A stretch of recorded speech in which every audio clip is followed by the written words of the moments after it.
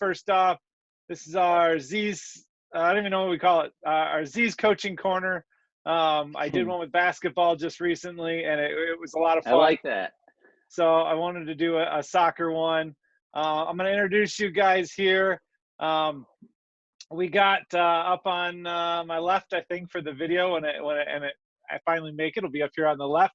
We got our goalie coach this year, Juan Daniel Gonzalez, one of the top 3 goalies in Riverview soccer history. Loves to make crazy saves. We were actually just talking about that.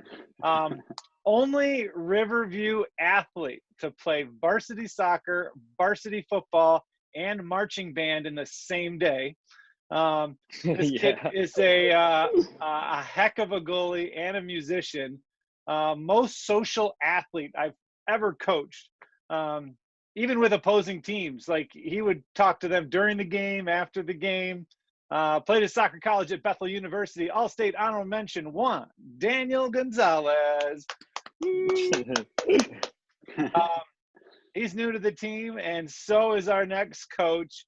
Assistant coach Nonda Mijas, he's on the bottom right here, one of the hardest on and off the field workers in Riverview soccer history. Wicked smart midfielder and student at Riverview Community High School, top 10 in his class and top 10 in assists in Riverview soccer history. Played his college soccer at U of M Dearborn, but spends his summers in Greece. Part of the first ever district and Huron League championships in Riverview soccer history. Wow. Plus, he earned a second one while he was there before he was done. Known as the Greek Freak, Nonda Mijas is with us here. Thank you. And if you've been a part of Riverview soccer for the last couple of years, or if you just know of Riverview soccer, you know of this guy. Head assistant coach down there on the bottom left, Riverview legend Hermes Tosca. Best soccer player in Riverview soccer history, first in goals and assists. He even scored 49 goals in his senior year, earned 2 district championships and 1 Huron League championship while at Riverview. All-state first team and only a couple of votes from being selected on the All-State Dream Team. And All-American in college while playing at Cleary College. The Pele, Ronaldo, Messi of Riverview soccer, the legend, Hermes Tosca. Thank you. I appreciate it. I am Coach Z. I've done a couple things. Nothing big. No. But this is I believe our 18th year with Riverview Soccer. I started the program in 2004, 18th or 19th year. I'm gonna have to do the math on that. We've had a run. I mean, 4 district championships, 5 Huron League championships. You have your up years and your down years, but we've just been consistently top 3 in the Huron League, if not winning it. It's been awesome. It's a dream of mine to be able to run a soccer program and start one, and so I've been excited to keep doing this. So these are my guys here.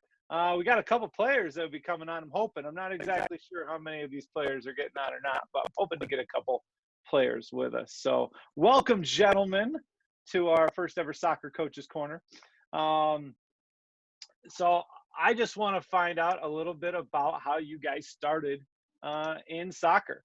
What was the points or moments that got you guys going? And I guess we'll start with Daniel.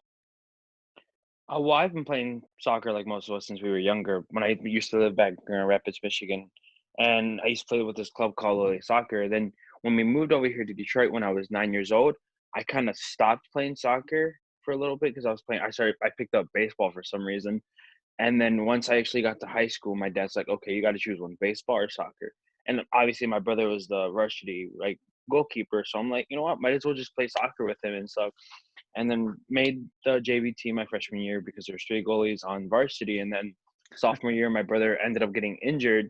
And so coach, he's like, hey, you're the guy now. So I was just kind of thrown into like the hectic mess of like, okay, I'm a sophomore facing seniors and juniors. And that year we actually ended up going to district finals, but I just fell in love with it, not only for the game, but just the teamwork and the passion that we had. Like 1, 2, 3 family was our chant. And I love that.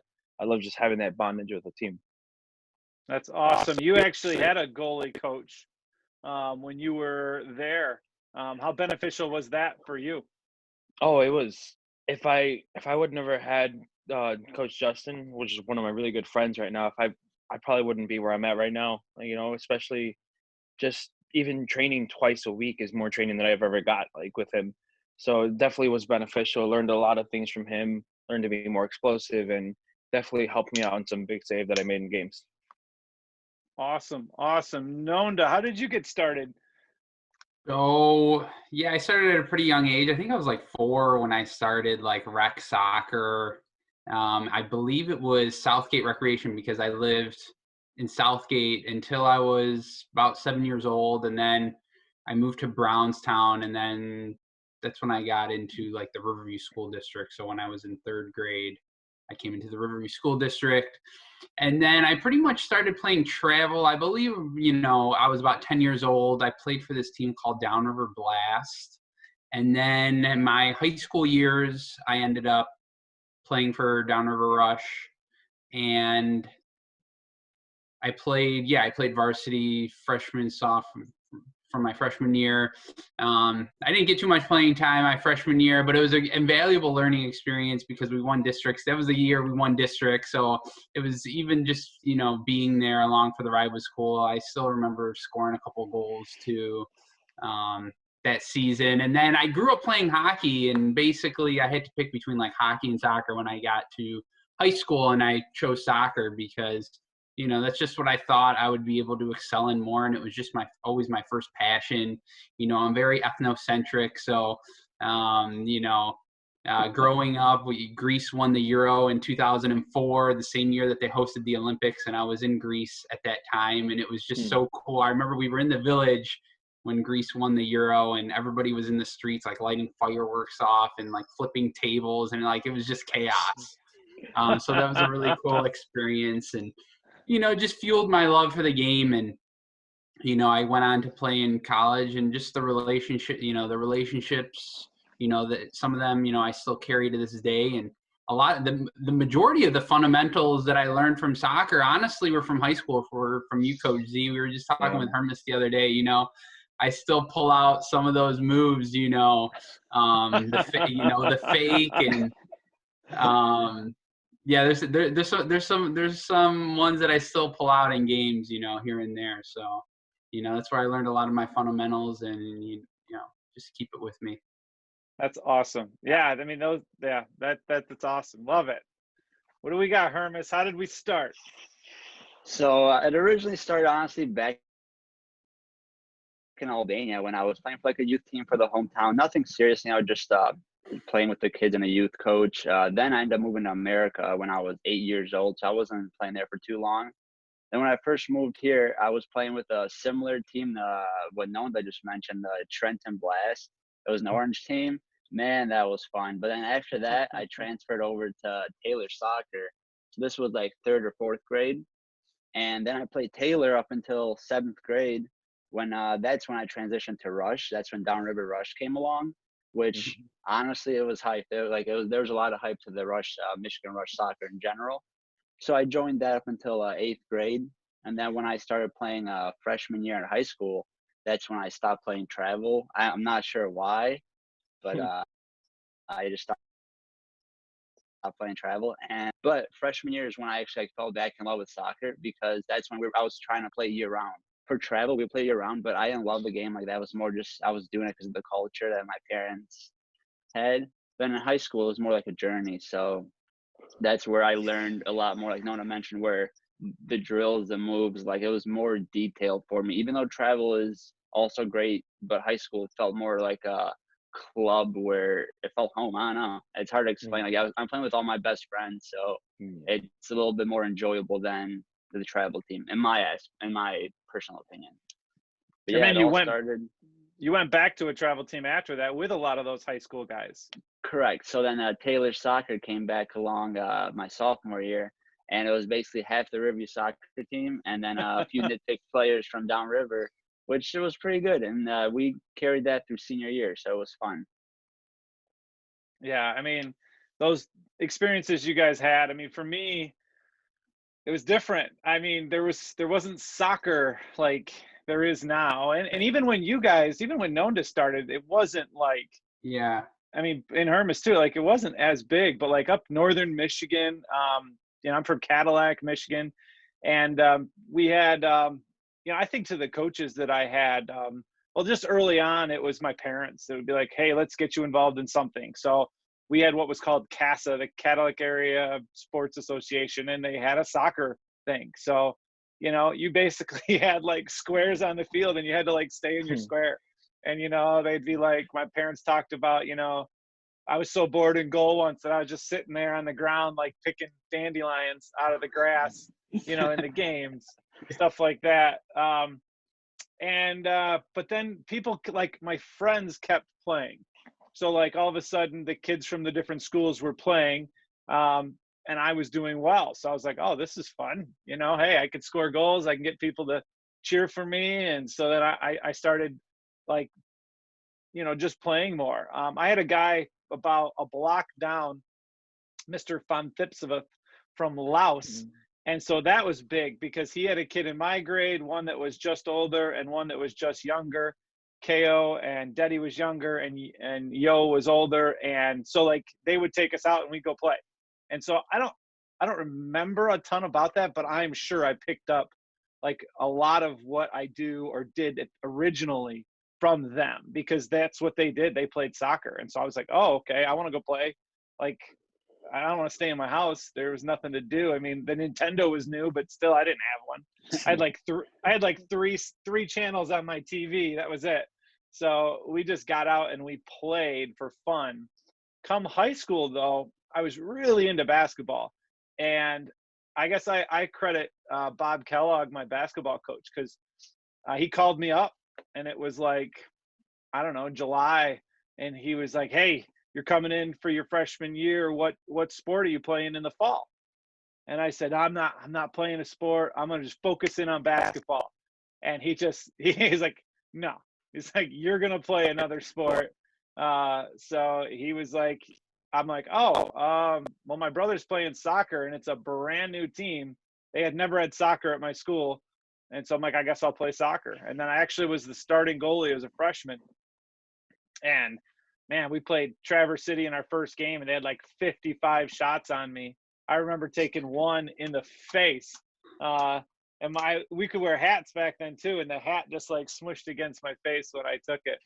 But I definitely earned a love. I'm going to admit another player here, Salvador de la Torre is entering. But yeah, that's how like high school started. And then I just, Mr. Gleckson was our coach then. I learned a lot from him. And then I was lucky enough in college that I was able to get a coaching job at a local high school, Mason High School. They had just won the state championship, and they were looking for assistant coaches. And, man, I learned a ton.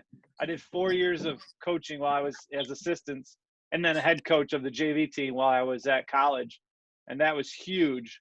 And then to come to Riverview, and they didn't have soccer. And it was like, all right, I got basically 2 years, they said. And then, so I came in 2001. 2003 we started. So I came in 2001. And then in 2003, we started the program. So that's kind of my journey through to how I got here. But those years at Mason, learning from these guys and, some of the players that came out of there, Doug DeMartin, was now that's DeMartin Stadium at Michigan State. Like he played at Michigan State, and now that stadium's named after him. Steve Clark was on that team too when I was there, and Steve's still playing in the MLS.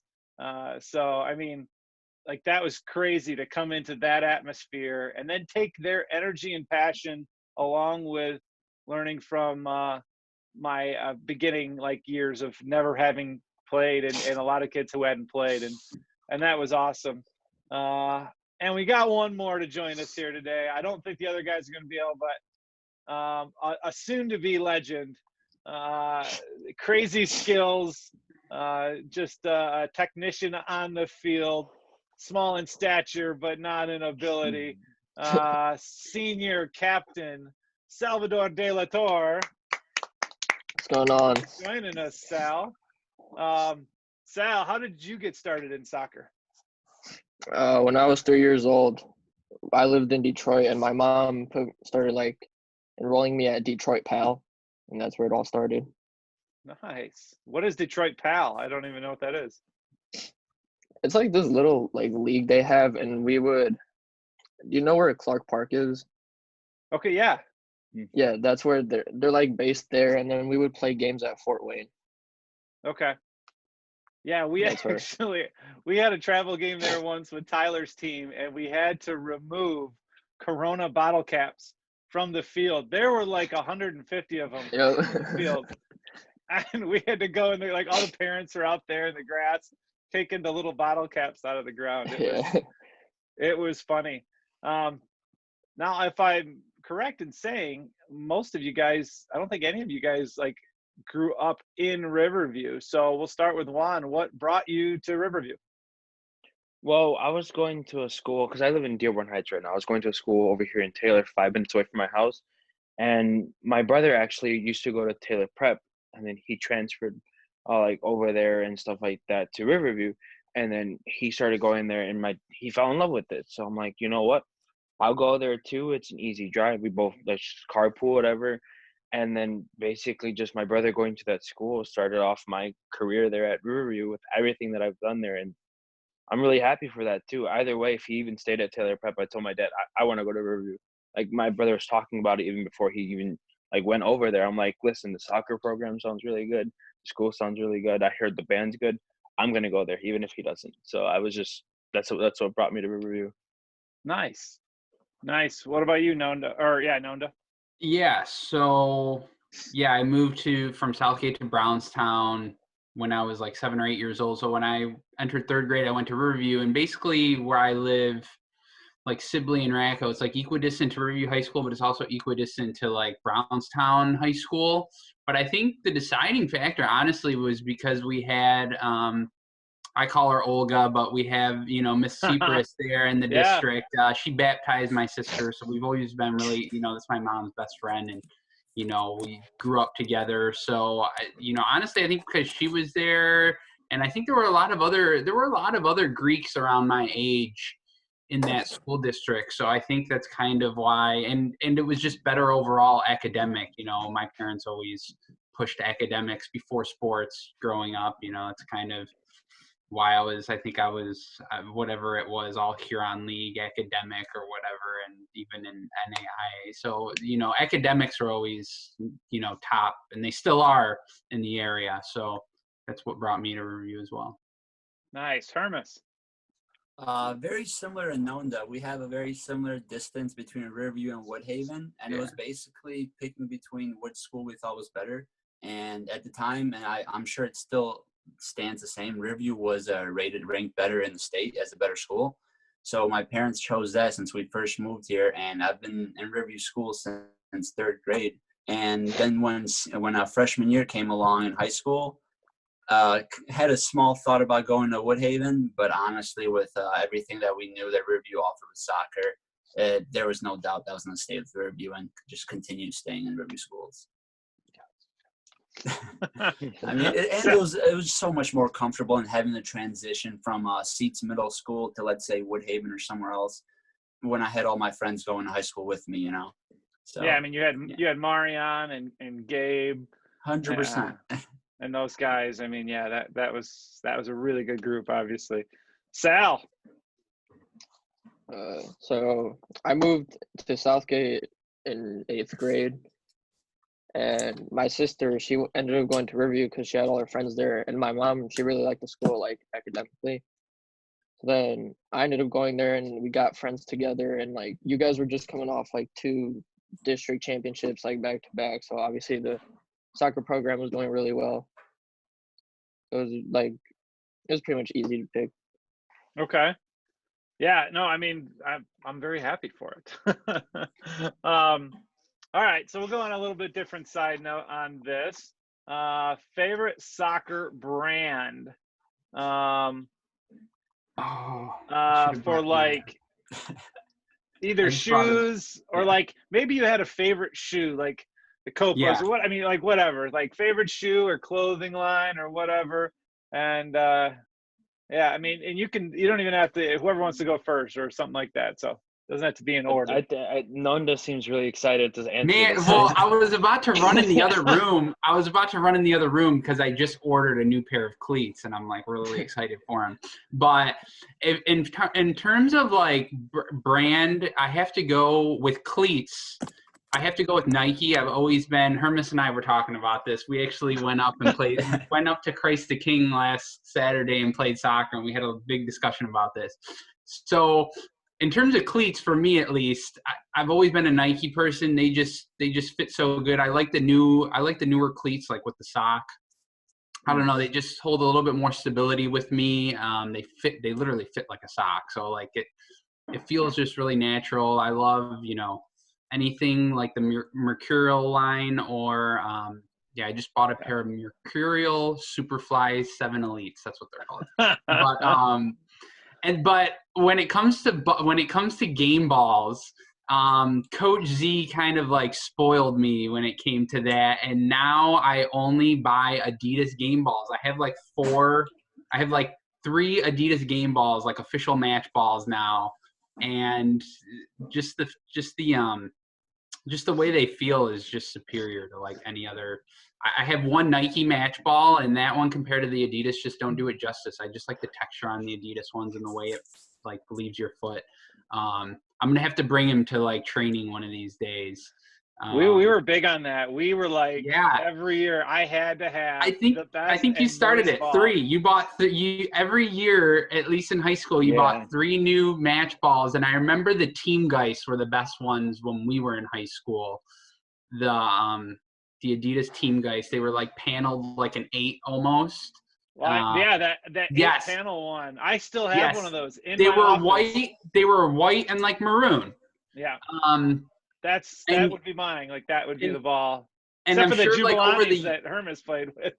Yeah, and I actually had a Jabulani once, and I remember I lost that one. But I like the newer Adidas ones that have like the little dimples. Those are the ones that I have. The Champions League ones we were talking about. I think you said you've bought Champions League ones before in the past. I have a couple of those. Yeah, so the Champions League ones were good. Yeah. I believe those were the 2010 ones. That was my freshman year. And then he got the Jabulani following after that. But those were good quality balls. I love striking free kicks with that. Oh, yeah. Goalies hated it. Those the things ball would move like a balloon. Yeah. They were so light. And it was, the funny story with that is that I wrote on the ball, District 21-2 game ball, and had all of them brought to the field before the game started and put on the sideline. And so when all the teams got there, they were looking like, man, we got Jabulani game balls. Like, where did these come from? And like for all the games, they had to use them. And the field was so rock hard at Huron that the balls were just pinging everywhere.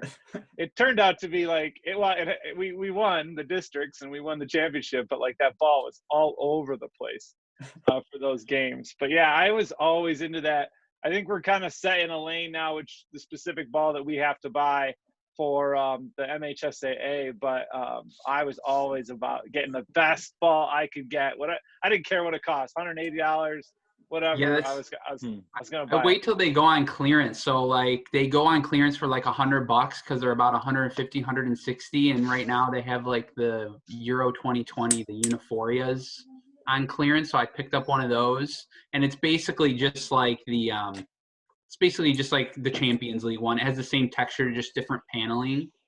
And like when we play like co-ed games or anything, like I can only play with my match ball. So like I always put like my match ball, like you said, right there at the center before the game starts. So we have to play with that. But yeah, those Jabulanis had like wicked. I remember the dip on those. They would just not only ping, but they just had some swerve and dip, and you don't know what they're. Yeah, you did not know what direction. It was like hitting a volleyball.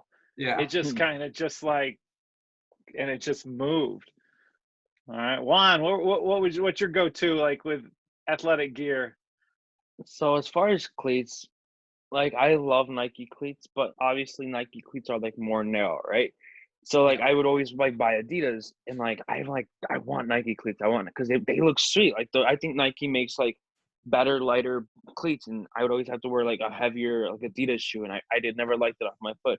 Finally, like my junior senior year of high school, like I finally found cleats that actually fit me, that didn't make my foot cramp. So I started using like Nike shoes, and obviously, like he was saying with the sock, it literally just fits like a sock. And my Gloves favorite, got to like, be a little different too for you. oh yeah, gloves. West Coast. You introduced those to my Yeah. brother and I, and ever since like we just started using those. Like I still use them in college. Like those Yeah, are for just the my price. go-to gloves.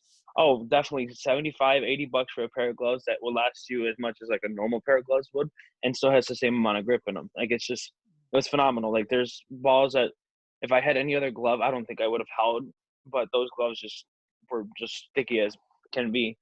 And as far as balls, the orange balls that we used my senior Yeah. year, those ones, like when we first got them, you and I were just talking about how they were just sticky.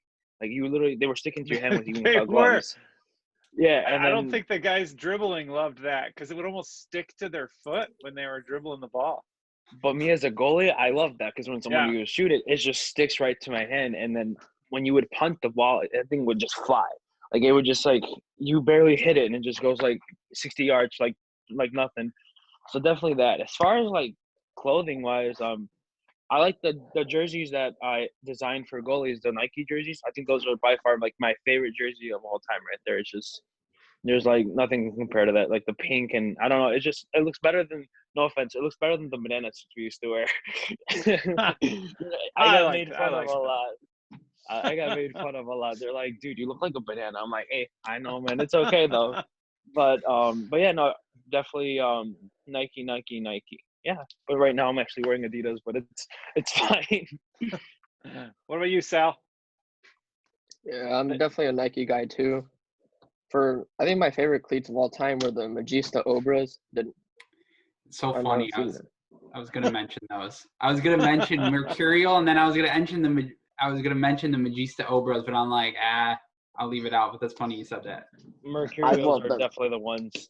I have a pair right here. I love There them. we so go. Those are the same exact. I had the same exact color, but in turf. So I play my indoor games in those. Uh-huh. Yeah, I love those cleats. I wore them all sophomore year, but then I ripped them, and I was so sad when I ripped them. Yeah, it's hard Well, to I find gotta- like older models. You can go on eBay. Try eBay, because like Yeah. once you find a model that you like, it's really hard. It's really hard to like find a newer model that you like because Yeah. they change from model to model. But sorry to cut you off. And then after that, I got some Mercurial, the Vapor 11s, I think. And I think those are really good cleats. So those are probably behind the Magistas. And then clothing, definitely Nike. I've always worn like Nike and always been a Nike guy.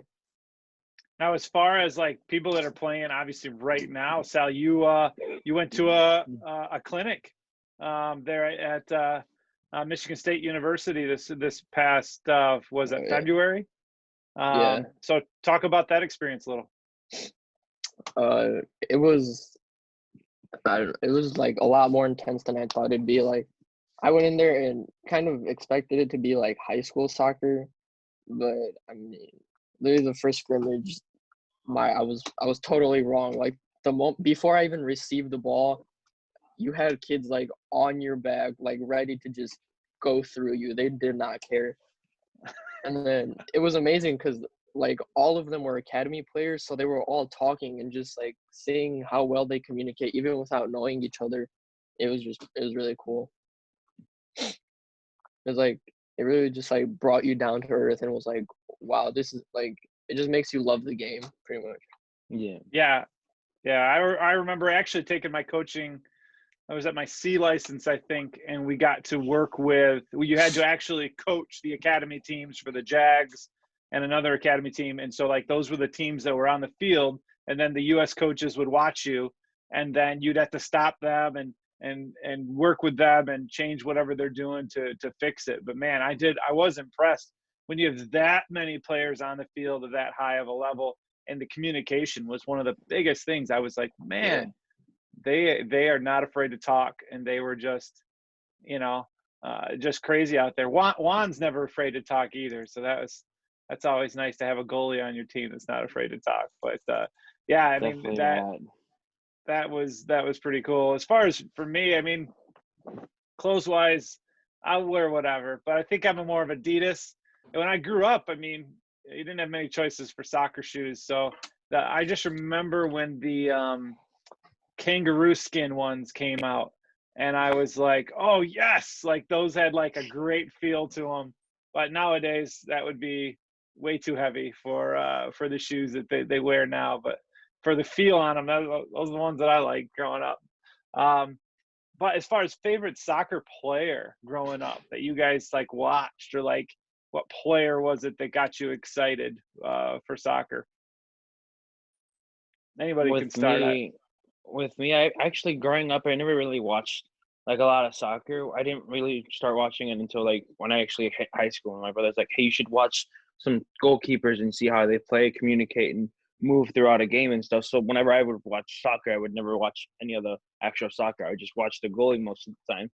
So definitely, I really like Navas and De Gea. Like those two, I don't know, just the way they communicate and their distribution is just on point. Their reactions, everything is just like it's basically like me in a game right there because they're over there all flying and communicating, yelling, and I don't know. They remind me a lot of me, if that makes sense. No, it does. Yeah, and kind of to go off of it's so wait, Juan, you call him, what do you call him? So his name says Juan, and then you call him, did you call him Daniel? Daniel or Yeah. Juan? It's Okay, it's a so thing. Whatever comes out first. So how does Daniel and Juan like? So my What's first your- name is Juan and my middle name is Daniel. Oh, So okay, okay. in high school, I introduced myself to the soccer team as Daniel, but the school would call me Juan. So you'd get people Yeah. like calling me Juan, and some people calling me Daniel. And then someone finally asked me like, "What do you want to go by?" I'm like, "I don't care. You just call me Yeah. whatever you want." Because I'm so confused because the name at the bottom on the bottom Yeah. left says Juan GK, and then Coach Z keeps calling you Daniel, and I'm like so confused. I'm like so confused. That's like me too. My full first name is Epaminondas, and my middle name is actually Danny. It's not even Daniel. They named me Danny. They pulled out this American name, but that never stuck. And I'm actually glad. I wouldn't want to be called Danny. So known as like the shortened version of my full first name. It was funny on my floor for my college room. On my door it said Juan Gonzalez, right? Yeah. And I had everybody call me Danny. So finally my my RA was like, "Who's this Juan Gonzalez?" Like it's like we're already like a semester into like college, and he's always passed by my room and never saw my name and put two and two together like Juan is Danny. So finally he's like, we're like on our little Bible study group. He's like, "Yo, who's this Juan Gonzalez? Did he just not like show up or anything?" I'm like, "Dude, like that's me." Like that's literally says it on my door. That's why I was so confused because like I didn't know what to call you now because I was like conscious. But kind of piggybacking off of what Juan said about like resemblance, not that I am Messi in any way, shape, or form, but like I guess like in stature, like he's just he's like 5'6", I'm 5'7", and just the way he plays, like that's kind of the way I've honed my game too. I'm just, really fast and shifty and, just get in small spaces and kind of, it's kind of the way I play and the way I mirror my game. And so Messi has to be my favorite player. I know there's a Messi, Cristiano Ronaldo debate. Greeks, if you grew up as a Greek in 04, if you remember when Greece won it in 04, they won it on Portuguese soil, and they actually beat Portugal in the qualifying rounds and in the finals in Portugal, and that was when Cristiano Ronaldo like just came professional. He was, I think, 18 years old at the time, and like everybody in Greece remembers him as like a crybaby. And I think like no Greeks at that time like ever liked Cristiano Ronaldo, and so like I think I kind of jumped on the bandwagon there, but I've always liked Messi over Ronaldo. For me, myself, I'd have to say that it was a lot of the Brazilian soccer players. The top two would be the Brazilian Ronaldo and then Kaká, the midfielder. Oh, Kaká, So, like, yeah. the Brazilian Ronaldo, man, the guy could score, and he was a phenomenal goal scorer any which way. And then Kaká was such, like, a humble, selfless player. to where he was just pinging dimes side to side. And I feel like all the Brazilians, like the way they juggled soccer balls in the locker room before the games, or like the commercials that would show, like that's where I fell in love with like soccer legit. And those players just like what I grew up watching. Then as I moved to the US, I didn't watch as much, but I would watch EPL, like English Premier League. And then Manchester United, Chelsea, that's what I started watching on. And David Beckham became my, not idol, but like someone I idolized as a midfielder, you know? Like his distribution and accuracy with the ball is just unmatched. You know, it's very rare. So that I would say Kaká or David Beckham or the Brazilian Ronaldo would be my top. Love it. That. Love it. Sal? Growing up, I would always watch Ronaldo because I'm not gonna lie, like my whole life, everyone was like, "Oh, you're gonna grow, you're gonna grow." So I always like yeah. I always wanted to like follow what Ronaldo did. Like his work ethic is crazy, and just the way that he's able to like get into the like 18-yard box and get his head on like any cross. It always like fascinated me. But then I started growing up, and I started like realize that that's just not my game. It's not meant like for me. So then I started watching a lot of Messi, and then I saw like how good he is at finding the ball and getting the ball at his feet and like starting to play and being like the reason the team scores. So I think now I really look up to Messi and just the way that he's able to like carry himself and the team. That How being much did said, for your sorry. stature, I was going to say, for your stature, you are really good in the air. Like, as far as guys that I would want in the box when the ball's coming in, you're like the smallest guy, but I swear there's times where, like, it doesn't matter. And you get that your head on it. I'm just, like, always amazed when you win a header over some 6'2", 6'3" guy. And it's not that you jumped over him. It's just that you got in the right position and you were in smarter position than them. Timing's everything, too, you know, right position and timing. So, some of those guys, yeah. So I was going to ask you. That's the younger Sal. So I was gonna ask you, growing up, how much did your height affect you, even in your freshman to sophomore, junior, like all throughout high school? How much did it affect you growing up? Honestly, when I was younger, I didn't really start like notice it because I felt like all the other kids were either around my height or just like not too much taller. But freshman year was definitely when I was like, wow, people are a lot like faster, stronger, taller than me. And then actually, Elian's dad is the one who helped me like realize it that I had to change the way I was trying to play. I mean, you still scored some bangers your freshman year, though. I remember we were at GR on the field, and like you got the ball turned and it just hit top right, and the whole team was just hyped. I'm pretty sure that was like one of your first few goals on like varsity too. So we were just like all hyping you up there, and like I remember like watching, replaying the clip over and over. It's just you're a good player, and I'm sure Coach G is excited to have you on the team too. Oh, 100%. 100%. So, yeah, for me growing up, I mean, U.S. soccer was pretty much all you really had to watch. Like, we didn't have other things to watch. So, U.S. soccer was starting to become something. And Alexi Lawless, Kobe Jones, you know, like, I guess I was more of an Alexi because I was the tall guy that was athletic. And I had a feeling you were going to say him. I see a resemblance, you know, the hair, like, you know, you guys have like the same colored hair. And, like, I don't know. Like, I mean, it was just like he wasn't afraid. And that was pretty much my game. I was a jump in, you know, like, all right, let's do this. Like, I'll give it a shot and I'll go. And I'll take guys on if need be, or I'll win headers but it became, I mean, I ended up playing goalie for the most of my senior year or most of my 4 years, but I did get on the field at times. And as far as talking and yelling at my teammates, like he didn't have a problem doing that. So getting my defense organized and things like that as a player. But yeah, just someone that worked hard. And then like I had the cards, like they had the US cards back then. So I had a Kobe Jones card and, you know, those kind of things. And he had the hair too, that was all over the place. So those are the guys growing up. And then, you know, you just start watching more and enjoying, gosh, what this world of soccer players has to offer.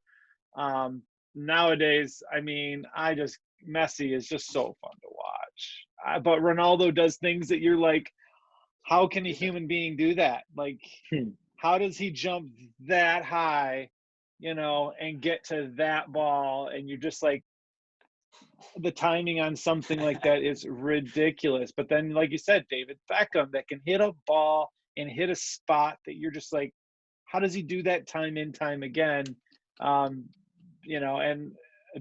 those are those kind of. But then I'll be honest, I look up to Hermes and Nonda and Sal and Juan, and I look up to Brad Stewart and Mike Kowalski and all of these guys, Adam O'Callahan and Steve Seward and Kevin Gleim, and I mean all of these guys that have gone through and played, and I'm always grabbing things from these guys as players and learning as I go. You learn a ton from your players, Patrick Leahiff and lots of different guys that you learn little things as you go. And I can take this coaching class and this, and but those are the things that I got excite me, is that when the players come with the energy and excitement that we can bring together, and then it totally motivates me. We're gonna go a different direction. What's the best pizza in town? Where are we going for the best pizza?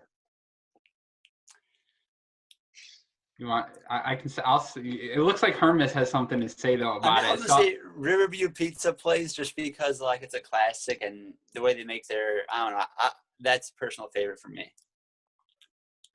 So my girlfriend and I, we like to go downtown to Detroit a lot to, try new places. And there's a lot of good pizza places that have like popped up downtown, just even in the last year or so. So I'm going to go like a little, I mean, it's still local. Detroit's like 15 minutes. It's like a 15-minute shot. Yeah. So Moot's Pizzeria has to be one of the best. It's spelled Mootz. And it's like it's called the Alley, that little alley down there in downtown Detroit. You can find it in there, and they have some really good pizzas. And then another good one that opened in Corktown, right across the street from Slow's Barbecue, is Grandma Bob's. Okay, I haven't been there. Yeah, so Grandma Bob's and Moot's, really good, really good. And I'm a classic pepperoni guy, so like I always like to go to a new pizza place and like try their pepperoni. They make like pepperoni and like they put like a drizzle of honey on it, and it's really good. Oh, that sounds good. Yeah. For me, like my family, we're big on like New York style pizza. Like the like thinner crust, and like I don't know, you get more of like a crunch instead of like a big fat dough where you're like trying to chew it for like. So there's this place that my brother found. I really don't remember the name of it, but I'll have to ask him. It's actually in Melvindale, like maybe 10, 15 minutes away from my house, 10, 15. Oh, actually closer to you guys there in Riverview or wherever you guys live. And I don't know, man. It's just like when you just bite into this pizza, it like reminds you of like when you were younger and like you would like, I don't know. It just reminds you a lot of like it like authentic like Italian pizza. Like if you've ever had it. And I don't know. It's definitely, I'll have to find out the name for you guys and let you guys know to go try it. I think my favorite would probably be Buddy's Pizza. Buddy's is good. Can't go wrong with it. And their salad is amazing. It's funny. I was gonna say Jets because like Jets, I just love that deep dish. And we grew up with Jets. They have the ranch too. That has like, it's so good. And now I just started last second to change my mind. Not change my mind on my favorite, but and now I'm not going to remember the name of the restaurant either. But it's in Woodhaven I think it's on Telegraph. Big Bear Lodge. Lodge. My mom loves their pizza. They make I think it's spinach and goat cheese pizza with a balsamic glaze. It's ridiculous, and I always ask for extra that little balsamic, and it's so good. So if you haven't tried the pizza over there, it is really good. I thought you were gonna say Hungry Howie's because you get the little coupon, so you can just go. I have to give Hungry Howie's some credit. Hungry Howie's brings us a lot of money, so that's good too. We do the Hungry Howie's sales each year and make a lot of money off of that. So we do appreciate Hungry Howie's a lot. All right. So when kids try out for the Riverview soccer team, you know, what would you tell them? What they got these 8th graders that are coming in this next year. And you've got maybe some 9th and 10th graders that are trying to make that varsity team. But when kids try out for that Riverview soccer team, what do you guys want to tell them? Definitely going in there with the mentality like, okay, listen, I'm gonna work as hard as I can. If I make varsity, amazing. But I know I'm not gonna get a lot of playing on time on varsity, so I'm gonna use that first year if I do make varsity to just work on myself, work and watch other players that are starting on varsity and just get better. But if you make JV, don't get all like sad or anything. JV is just an opportunity to show what you got, improve, and obviously be on varsity. Like me, I started on JV, and obviously the circumstances made me go on varsity. But if I wasn't on JV first and didn't actually play like a little bit of high school soccer against like some pretty good JV players or like get pushed on JV or anything, I probably wouldn't have been as good as I was going into my sophomore year but definitely it doesn't start when you're starting tryouts. Don't start working then. Definitely working throughout the summer, going out for a run, getting touches on the ball, going out if you're like a striker, practicing your shots, doing like wall passes with yourself, get a few of your buddies out there and just play soccer. The best thing you can do is just actually play. Yeah, the one, I definitely like what you had to say, Juan, and I'm going to start off with a quote, and it's actually not from a soccer player, it's from Derek Jeter. And I know a lot of you guys, I know Coach Z has the same mentality. I know Hermes does too. There may be people that have more talent than you, but there's no excuse for anyone to work harder than you do. And that just goes with my philosophy, like work hard. I was never the most talented player in high school. I honestly didn't truly blossom into like I consider myself like a good soccer player until even after college. Even, in college I struggled a bit, but it was really after college that I found myself really blossoming just because of my, my work ethic. I'm really big on just like working hard and training hard and, just always honing in on those little skills. And, I always, like I said, I always worked hard, but I didn't necessarily, didn't have, I had the technical skills too, but I just really didn't put it all together. And I think that just comes to show you, I think my, as I got older too, your soccer, your IQ in general, just, you just become more knowledgeable about little things and you pick little things from other players or you learn, little things along the way. Like I said, a lot of the things, I truly believe, I learned most of my fundamentals and like what I do now in my game from high school versus travel. I honestly, travel, I might have learned how to like train hard, but I didn't really feel like I didn't learn. I don't know. I really don't take away anything that I learned there, but high school was definitely where I learned from Coach Z, like a lot of the things that I do today in games. And so kind of going off of what Nonda said is don't working harder than other people. My brother and I, we're not the tallest guys. We weren't like the skinniest guys or anything. We had goalkeepers that were facing there like are 6'2", 6'4", and obviously height is a big thing when you're a goalkeeper. But with him and I, we just had that work ethic as in like, okay, they have height, but we have knowledge. We're gonna use our weaknesses and turn them into our strengths. As in like, his weakness was, okay, I can't really get up to the top corner much, so he's gonna direct his defense in a way where he doesn't have to make those big saves, and it's gonna turn it into a simple save, which is something he did very well.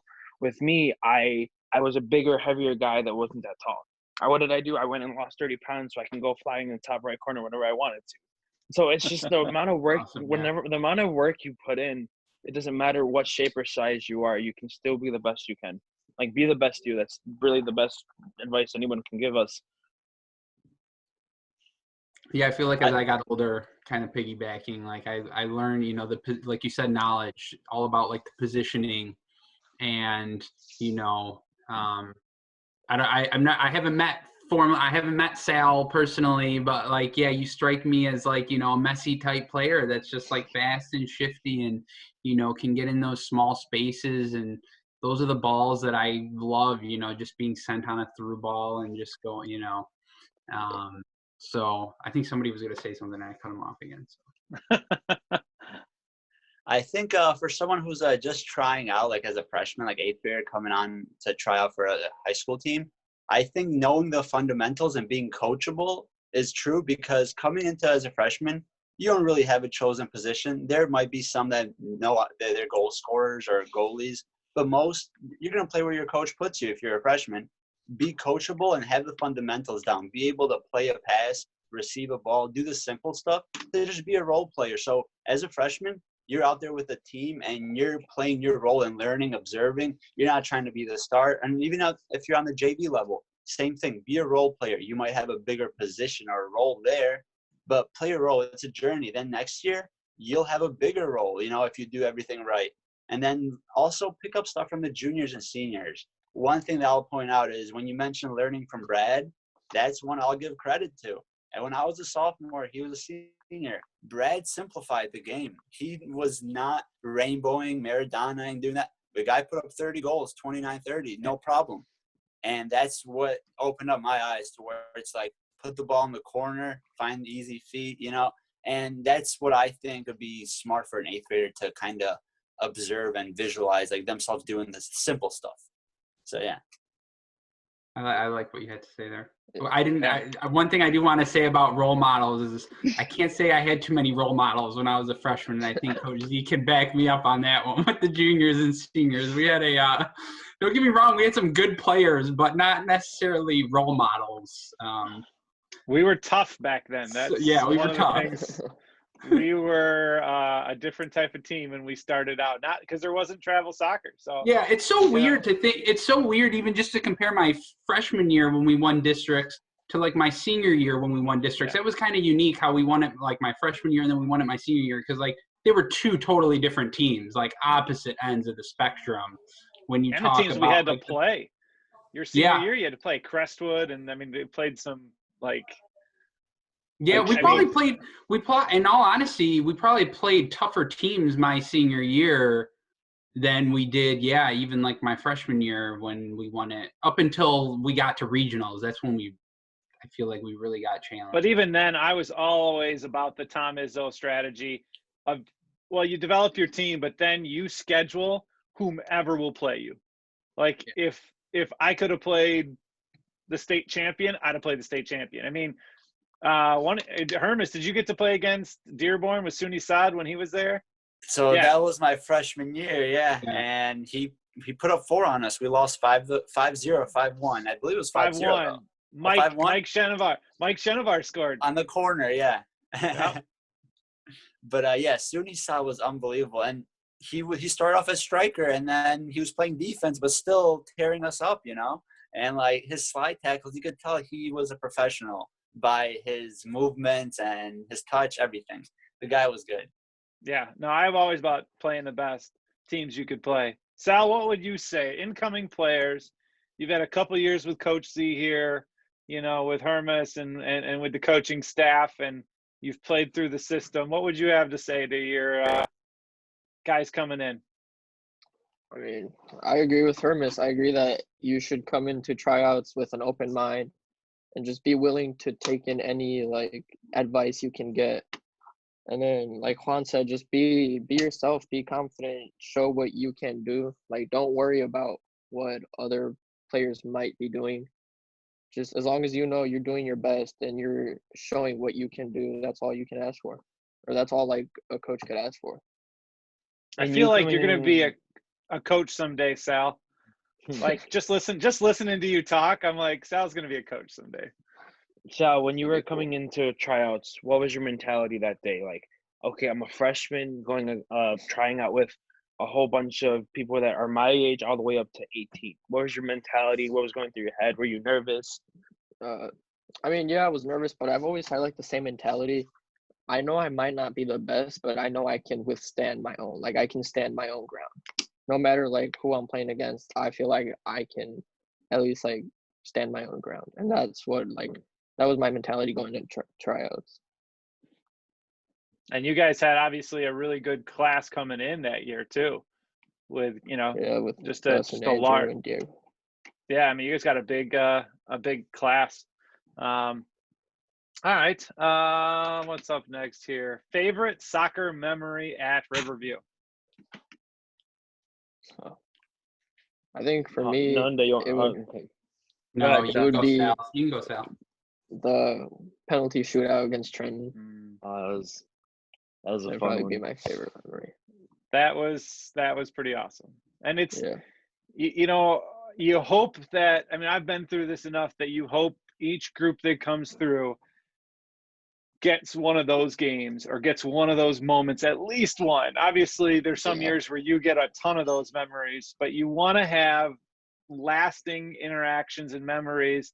And that game was crazy. And just an awesome game. Gus, oh wait, no, that was the Melvindale game where he scored that goal on that far side. But yeah, to that game, double overtime, take it to shootout. It's cold, but the fans are going crazy. And then for Andrew to hit the PK at the end and everyone to rush the field, that was pretty special. For me, it definitely had to be my sophomore year when I first made it to varsity. We made it all the way to district finals, and just the atmosphere of the whole school just being there, supporting you guys, and like it was just a crazy game. And I replayed like the moments, the goals that they scored because we lost 2-1. I still replay the goals that they scored on me. One of them was the right mid that we told him not to let get to their left foot, taps it in, shoots it top right corner, and it barely touches my finger and still goes in. Like, I still replay those moments in my head. But it's just like the way we played that game, it was just a whole different team in a good way, obviously. Like, we played really well during the season, but we just had the mentality, we're going to come here and win this game. And we were playing like it was our last game. And, like, nothing will ever compare to those kind of games. Obviously, the shootout that we had with Trenton is up there too. But just that memory, especially being able to be on the team with my brother too, I know that's like something I cherish a lot too. That game was intense. You know, they were playing Melvindale in that game, and they had a really good team that year and a couple really good players, and we just held them. We did everything we thought we had, and just missed it at the end. But that was an outstanding. Even, I have those kind of memories where it's I go all the way back to our second year as a program, and we lost in the district finals to Trenton. And we were in the pouring rain, just buckets of water drummed. But after that game, and I got my arms on my seniors and Doug Gurney and Nick Kaltis and that group, and just they did everything at the end that I asked of them, and it came up one goal short. I can't ask anymore. I wasn't more be as proud as them if they would have won that game as what they put through to make that happen. And the same with you guys that season. So it's funny how a great memory can also be one of the ones that it would be some of the toughest losses too. Yeah, I have to go. So my greatest memory, it kind of goes off of like what Juan said, just like having the whole school be behind you. I remember when we played my senior year in district finals, when we played Divine Child, it was on a Saturday morning. I remember it was a nice sunny Saturday morning, and like the stadium, I remember the stands were packed. And, it's probably the most we've had at a game in terms of fans for me at least. And we were like in a deadlock tie, 2-2 with like 5 minutes left, I remember. And the ball was out at like around the 18-yard line, probably more like 20-yard line that went out of bounds. And it was time for me to, take one of my throw-ins. So I remember, we had, my best friend, Eric, he's 6'5". He's standing, right in front of the goalie. He knows it's coming to him. And I, threw him a perfect ball to his head, and he just floated. He just flicked it right over the keeper. And I remember like the crowd going wild. And I believe we scored one more game, one more goal after that, and we ended up winning 4-2 ultimately. So we, and I forget who scored, but just the fans and just the whole school being behind you, it like gives you goosebumps and chills. I think Adam scored it. Adam had I remember Adam scored a goal earlier in that game. He like Maradona'd a kid and buried it. That was like the second goal of the game, I think. And I vividly remember that goal too. But like but if I have to go like with my funnest game, it was a game against Carlson, and we were playing like in the pouring rain, and it was at Carlson. It was just a fun game because, like, you know, I don't know if it was the same for you guys, but I know it was for Hermes. Like, he had a lot of friends on the team, and like a lot of those guys were my best friends. Like, I grew up with Adam and Eric. So like those were some of my best friends, and just being on the field playing with them, and you know, obviously, you know, it does make it a little bit more fun when you win. So I remember like being in the rain, like, I don't know, it was just a fun time. I always remember like that those game. games in the rain. Yeah. Yeah. You guys won like 6-2 or something. Yeah, and I remember I think I scored the first goal of that game. It was like a breakaway on the left side of the field, and I megged the keeper. And yeah, I think it was like 7-1 or something. Okay.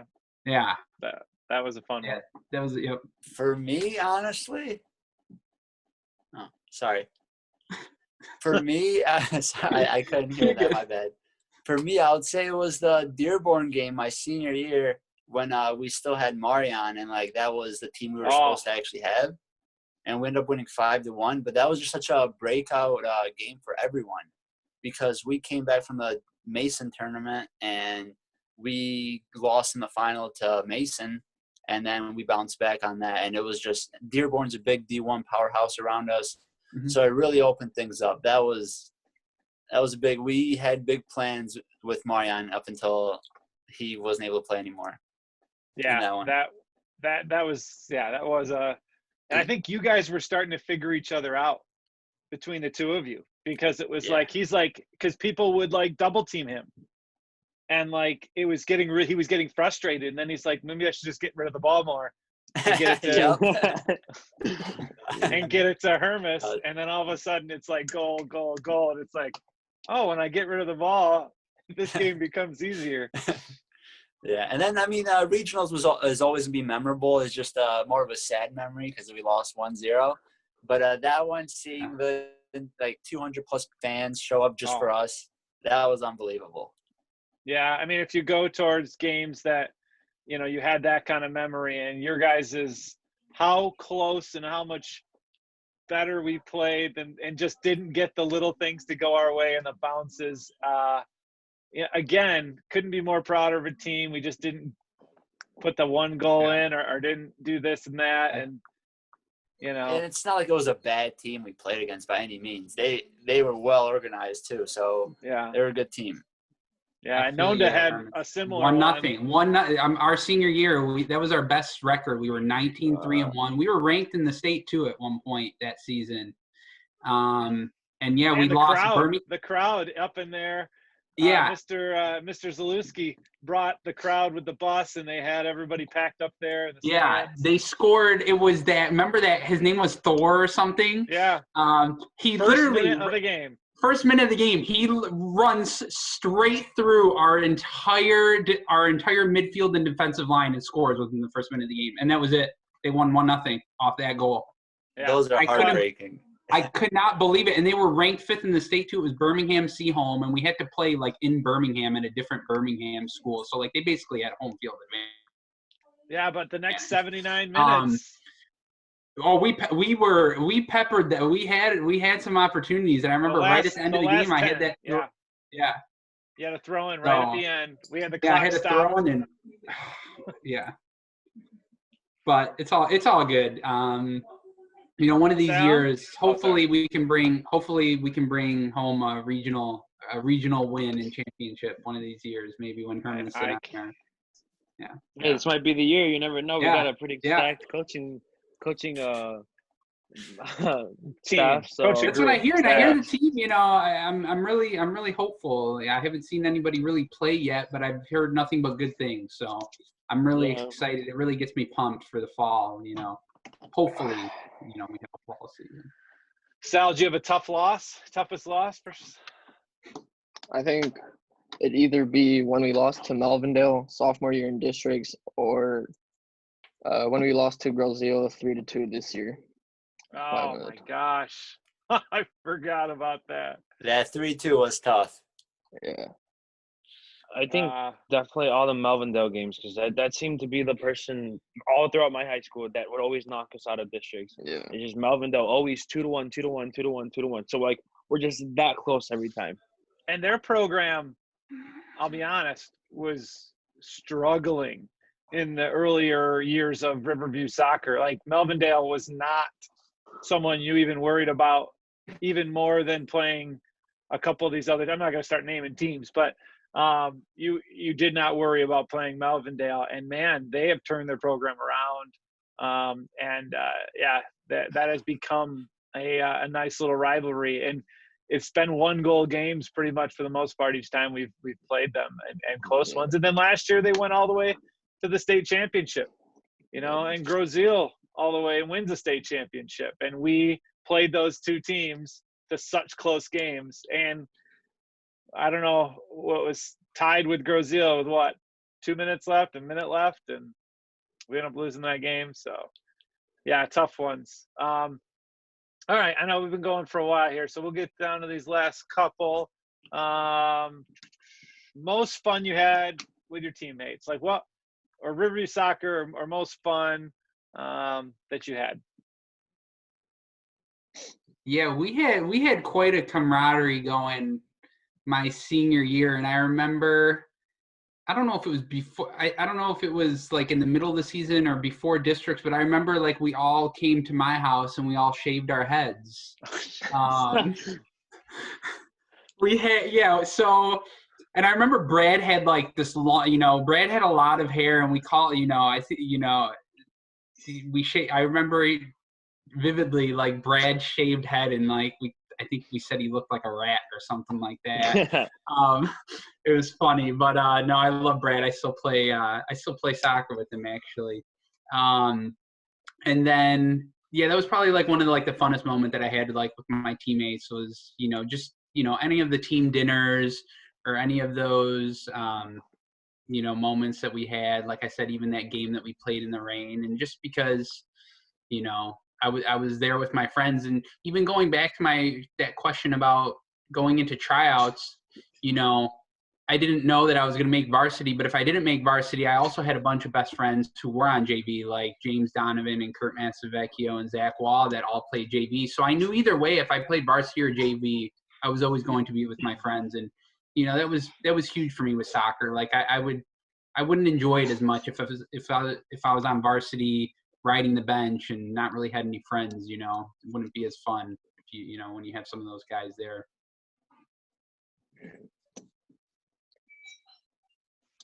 Who's up?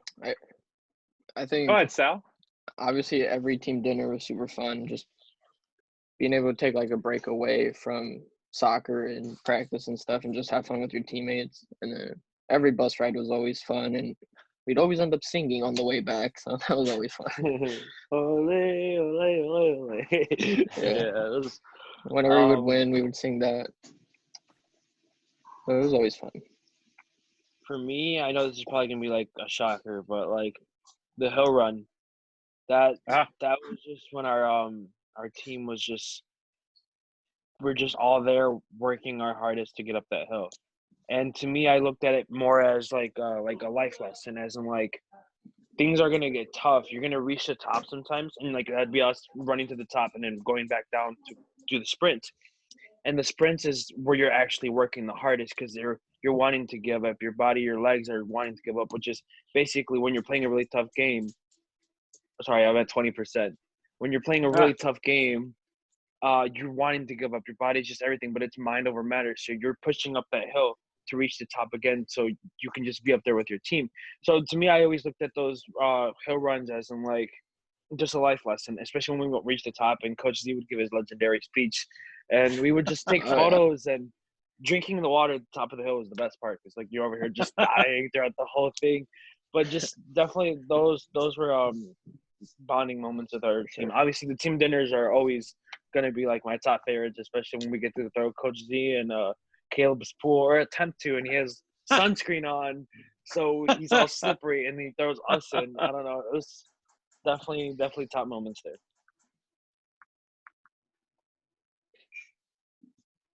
Is Herman still here? Yeah. I would say no. I know. I was making sure you guys weren't going to say anything after. But I would say the team camps and like the team dinners. That's where all the shenanigans happen. That's where everyone just was themselves. Yeah. So Team camp was Oakland was a big one. Michigan, we weren't as there wasn't as many shenanigans at Michigan. It was a little more settled. But Oakland was a lot of fun every time. We'd be able to go to the pool, go out, go LARPing against Oakland students. It was a ton of fun. That was fun. Yeah. And Definitely. then you that got was to my go first to, one, yeah. you went to Cleveland too, I think, one of your years, didn't you? Yeah. Correct. Senior year. Oh, Yeah. Cleveland is definitely one of my top favorites too. I only went one time, and it's just the experience, especially going to that little like sushi bar or whatever where they throw fruit at you. Yeah. First and only time I've been to one of those. But I think we can all agree team camps were probably one of the best things because that's before you actually get to play on a team. You get to meet everybody. And their captains are just like they're being captains, and like you get to meet everybody and just bond with each other. So it's definitely team camps as well. Yeah. I agree.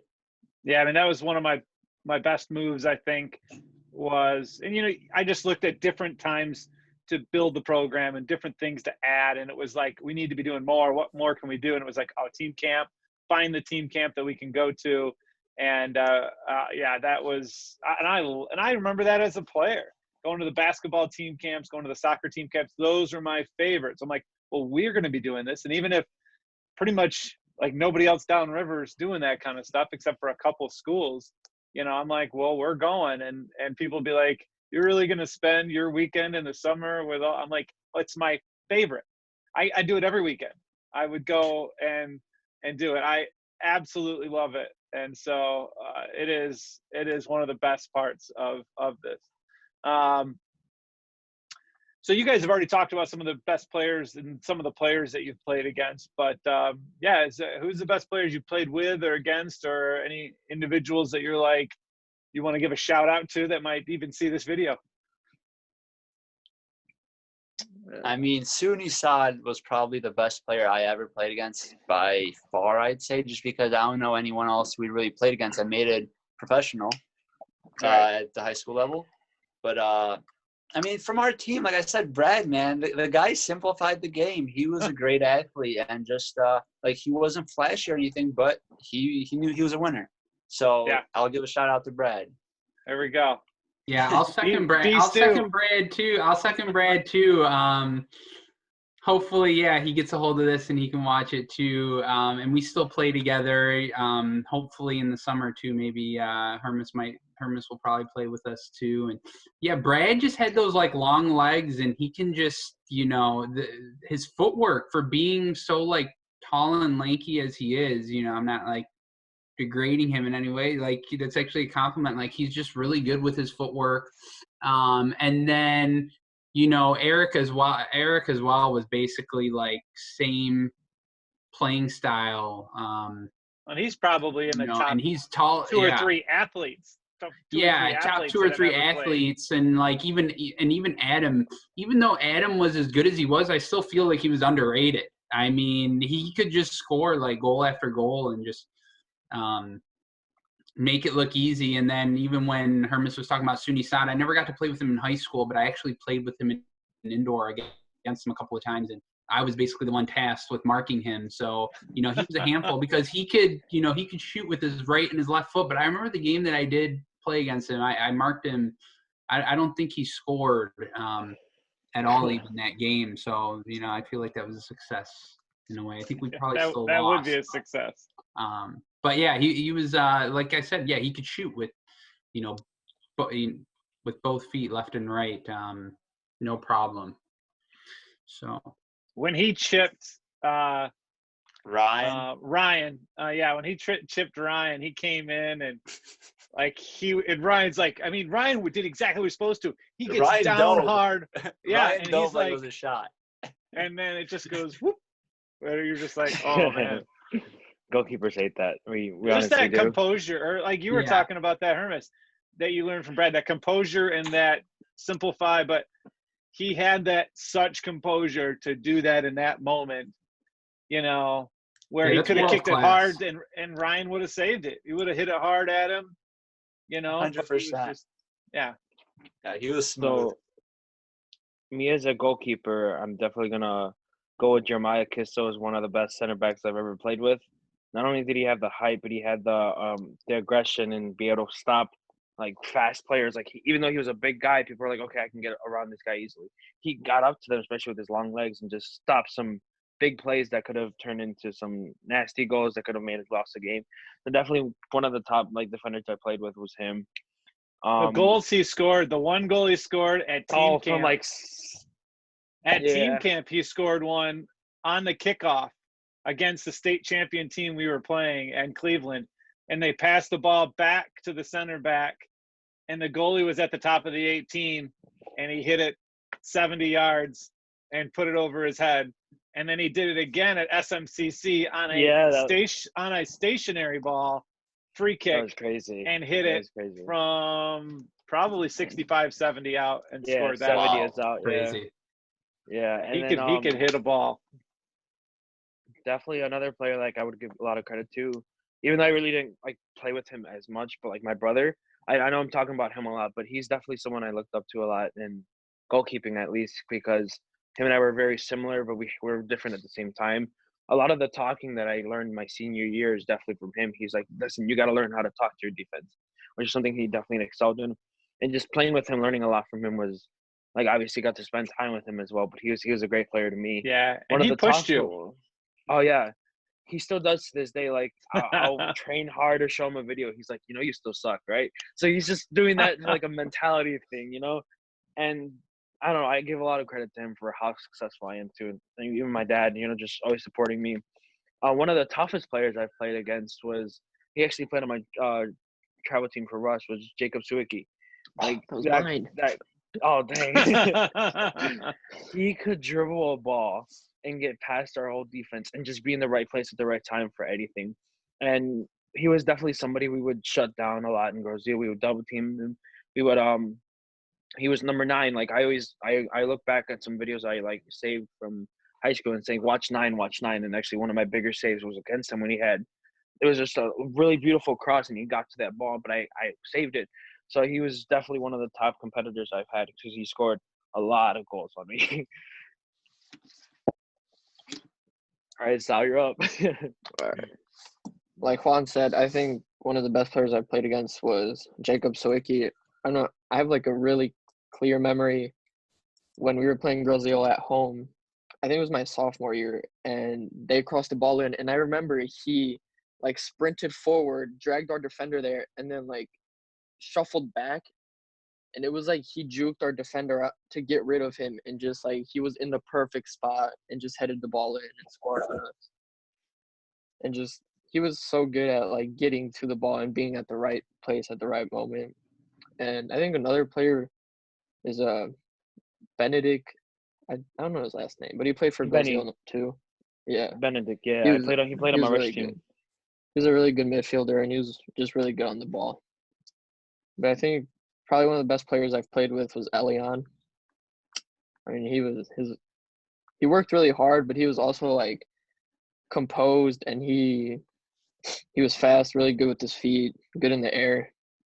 And I think my freshman year I learned a lot from him. Yeah, 2 guys that we haven't mentioned yet that have the most wins in Riverview soccer history and have the most Huron League championships would be who? The Hunts. Tyler and Ethan Hunt. Oh my goodness. See, I was gonna say them. And I loved it. They knew soccer. I never got to play with them because I was on JV when they were on varsity. When I went up to varsity, they graduated. But watching them play was just like, it's like, I don't know. It's just like automatic. Like it's just them two just going and scoring. Like if you have those two together, if one of them has the ball, you already know you guys are scoring. And like it was crazy watching them. And then I don't know. It was just they were really 2 good players. Yeah, so, the amount of goals and assists that they combined for the amount of wins.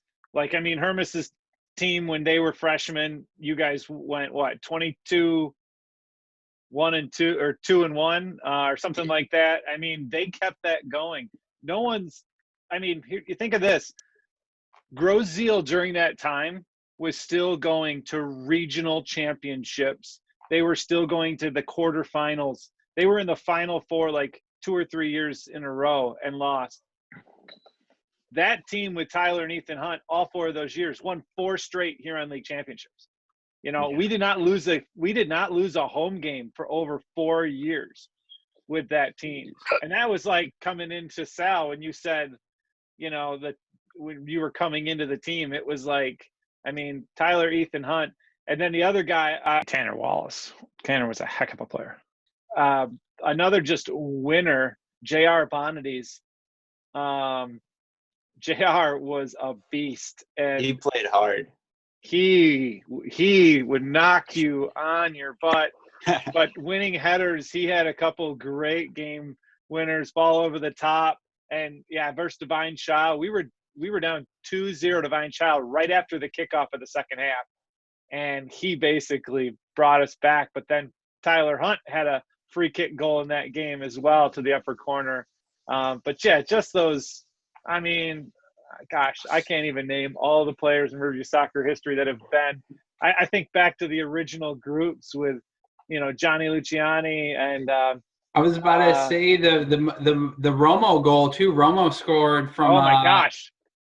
Yeah, Ryan Romanowski was our goalie, and he scored off of a punt. He punted it from right inside the box, obviously, and then their goalie was at the top of the 18. It bounced right in front of him and bounced over him and in the goal off of a punt. I mean, this guy was huge. I don't know if you've ever seen the pictures of Romo, but he's massive. He was a bodybuilder. So. Yeah, that's what Coach talks about him all the time. Yeah.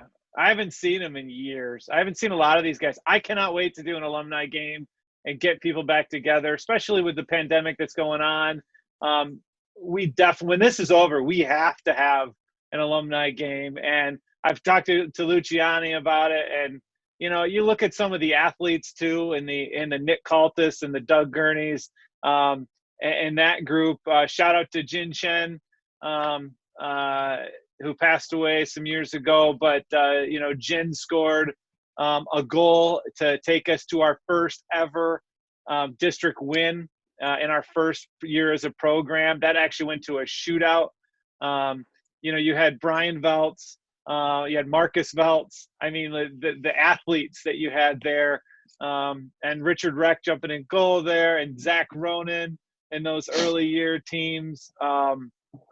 Derek Smith, a lefty that we had up the left side. I mean, that guy, you look at other lefties, Kulishevsky, Adam, Dom, Tiberia. If you ever, any of you guys played Dom, he's a good player, yeah. Dom was a beast up the left-hand side there. There's just so many. You know, you had center backs in Asim. That Asim was sick. He was a good player.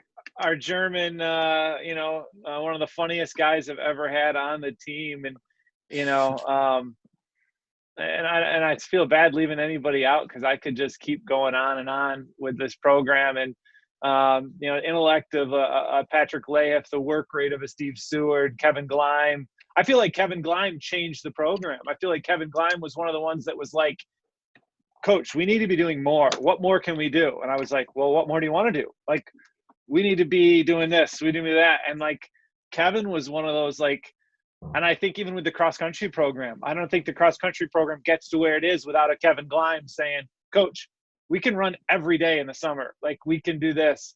You know, and then you look at the current program, the amount of young athletes and soccer players that we have. I mean, our JV team went, what was it, 16-1-1 or 18-1? I don't know, crazy record. The varsity team, you have what, probably 30 travel soccer players out of like 38 guys that are in the program. So you eighth graders coming in, I mean, the amount of talent in our eighth grade class is insane. In our seventh grade class too. I mean, we've got, it's just going to be a fun years for soccer coming up, and that there has been a lot of people before you and a lot of awesome people before you. And I can't wait to have an alumni game because I'm sure they're excited to get out and be a part of this. Any last words to incoming players about anything, or any last words before we head out? Is this, I've loved this. This has been so fun to talk with you guys. Yeah, this is Sal, we'll great. start with you. We'll start You with go, Sal.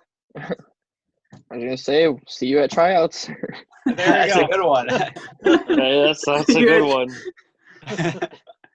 Juan, Daniel Gonzalez. You're gonna go into high school scared.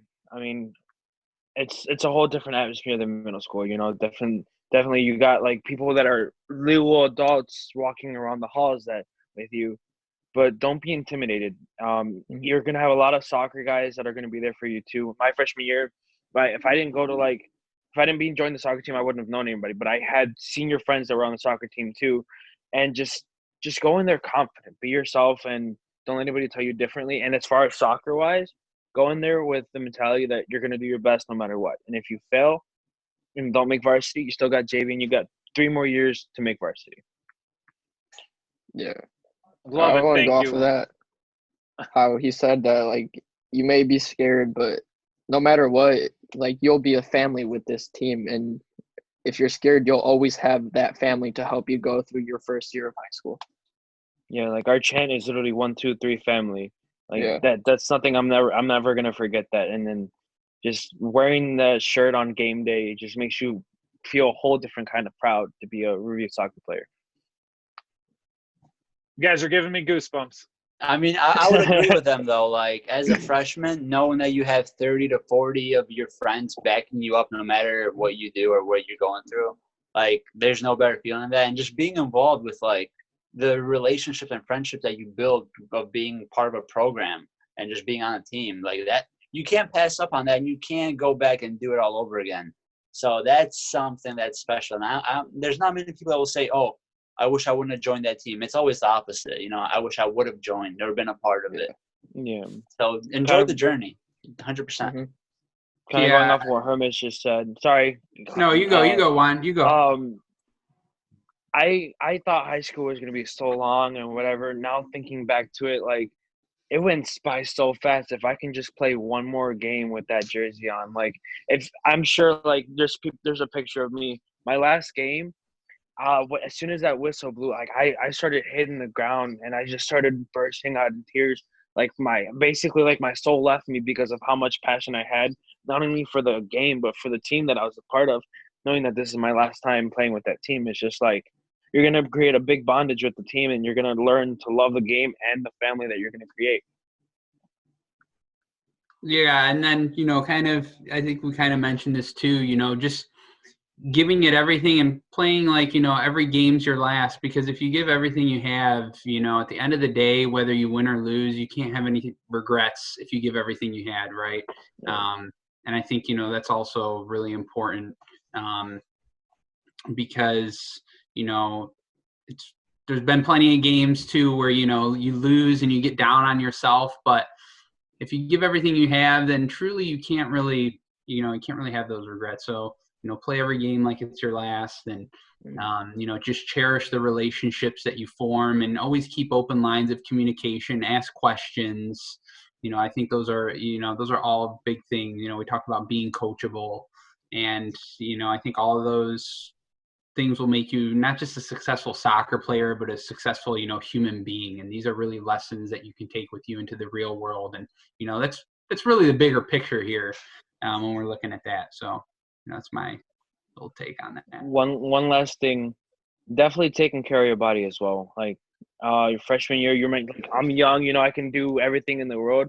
But let me tell you, ice baths save your body so much. I would take 3 or 4 of them a week, and I remember there's one game I strained my thigh during a practice because I didn't stretch properly. I wasn't really icing or just letting my body heal enough. And the next game, like we lost to a team that we should not have lost to just because I didn't get to play that one game. And it's just like you want to get in there, but just take care of your body so that kind of stuff doesn't happen.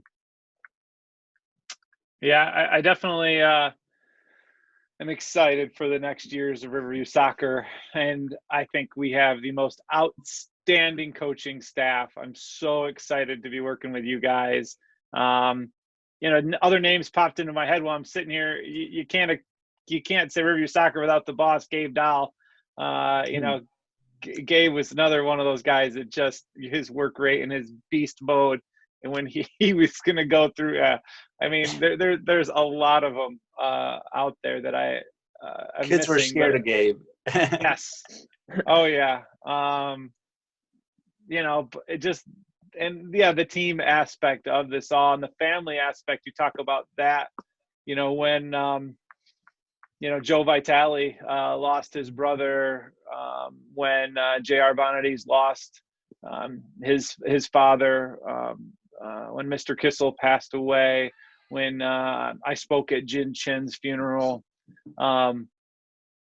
It is a family. It is something that, those of you that are alumni, that I can't wait to have you guys back and see you again. And we're going to have our 20th year coming up here soon as well. I want to try to get them all. I would love to see everybody back. And it's just so much a family that maybe one of the things I still got to keep working on. There's tons of stuff I got to keep working on, but I do want to bring the alumni back together and do a better job of that, because I don't think I have, and I don't think they may realize how much I appreciate them and all they've done. So you middle schoolers coming in, you're going to be a part of something really cool for the next 4 years that you're coming in here. So can't wait to have you. Can't wait to have you wearing these jerseys or whatever new jersey, because I love buying new stuff. And new soccer balls and being a part of that and taking that next step to trying to be that first team to ever win a regional championship, because we've won district championships and we've gotten to regionals and we've come up just that short. And someone's going to have to take that level and take that info from these guys that have been there before and help us get to that next milestone. So can't wait till you're running the hill with us. Can't wait till you're at tryouts with us. Can't wait till you're at team dinners and hanging with us. And those of you that are already 9th graders and 10th graders and haven't yet made that varsity team, and that's a goal of yours, make sure you're putting the time in this summer. Make sure you're coming in shape. Or maybe you junior or seniors, there's usually somebody coming up that wants to take your spot. I mean, I remember when Tyler Hunt came onto that team and like partway into the season, I mean, he's starting as a freshman, and that doesn't happen very much. Yes, there's been freshmen to start, and Gustavo and Andrew definitely. I don't know if Sal, did you get any like starting time as a freshman? I started a little bit in the beginning of the season, and then I was coming off the bench for like most of the season, and then our very first district game I started, and then we lost. So yeah, I mean, like you guys have said, you come in as freshmen, come open-minded, come ready to learn. I still remember sitting with Asim going, okay, Asim, show me how you do this move, because this is awesome and I want to know how to do this. The little cut he did. Yeah, the little cut he did. Yeah, that was nice. The way he did it. And so, those little things, don't be afraid to learn and ask questions and stay after. And I can't wait to have you guys be a part of our Riverview Soccer family. You guys can stay on for just a second here with me, but we're going to say goodbye to everybody. So thank you for joining us here. I really, really appreciate you guys being on. Thank you.